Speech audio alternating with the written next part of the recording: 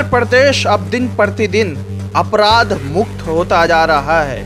इस तरह का बयान राज्य के मुख्यमंत्री योगी आदित्यनाथ कई बार अपनी भाषणों में कह चुके हैं। देश के गृह मंत्री अमित शाह कई बार सभाओं में कह चुके हैं कि दूरबीन लेकर देखता हूं तो मुझे कोई अपराधी या बाहुबली दूर दूर तक नहीं दिखता। लेकिन राज्य में दलितों पर इस तरह से अत्याचार और हत्याएं हो रही हैं मानो दलित मानव की श्रेणी में नहीं आता हो।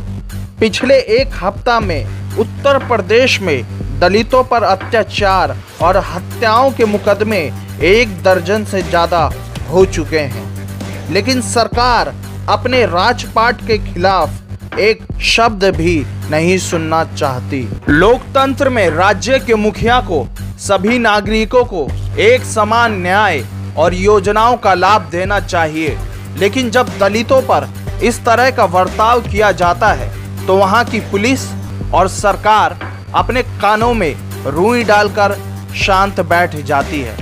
ऐसा लगता है कि मुख्यमंत्री साहब किसी एक विशेष समाज के मुख्यमंत्री हो। मैं ऐसे शब्दों का प्रयोग नहीं करना चाहता था, लेकिन स्थिति को देखकर आपको भी क्रोध की भावना आने लगेगी। आइए आपको बताते हैं कि आखिर क्या हुआ। आजमगढ़ के चिथुपुर गांव के राम नगीना जो चकबंदी विभाग में बतौर लेखपाल तैनात थे, रविवार की रात राम नगीना और उनकी पत्नी की गला रेत कर बदमाशों द्वारा हत्या कर दी गई। सुबह होते ही गांव में मानो हंगामा समझ गया। इस तरह का कृत्य आखिर कैसे हो सकता है?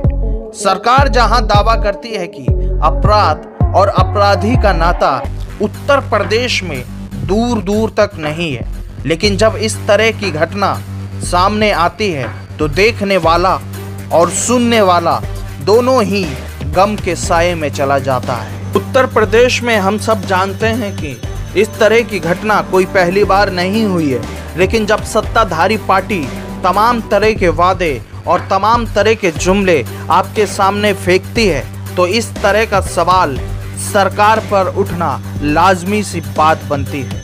वहीं इस मामले में आजमगढ़ के एएसपी अनुराग आर्या का कहना है कि मामले की छानबीन जारी है। अभी तक कोई ऐसा पुख्ता सबूत नहीं मिला जिससे पता लगाया जा सके कि ये हमला क्यों किया गया।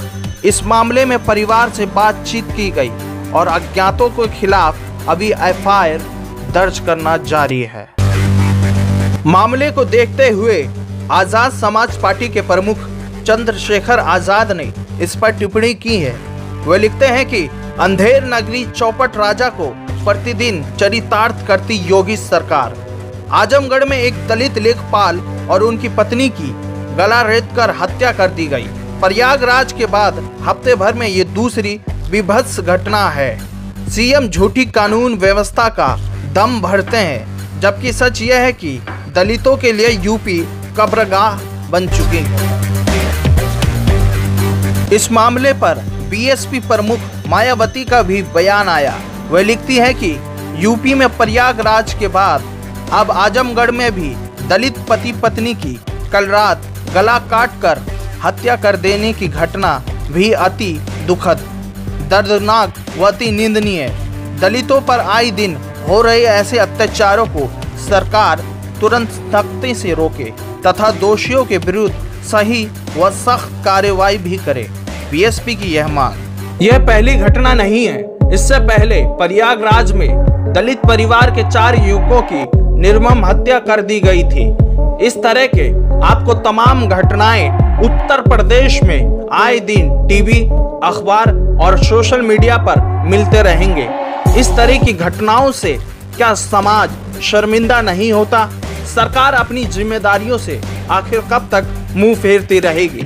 चुनाव के समय नेता दलितों के सबसे बड़े हमदर्द और मसीहा बन जाते हैं, लेकिन जब जुल्म होता है उन्हीं दलितों पर तो दलित सिर्फ एक नाम रह जाता है, जिसको पढ़ने की फुर्सत ना तो प्रशासन को है और ना ही शासन को। न्यूज़ डिक्शनरी, खबर जो आपको भाए।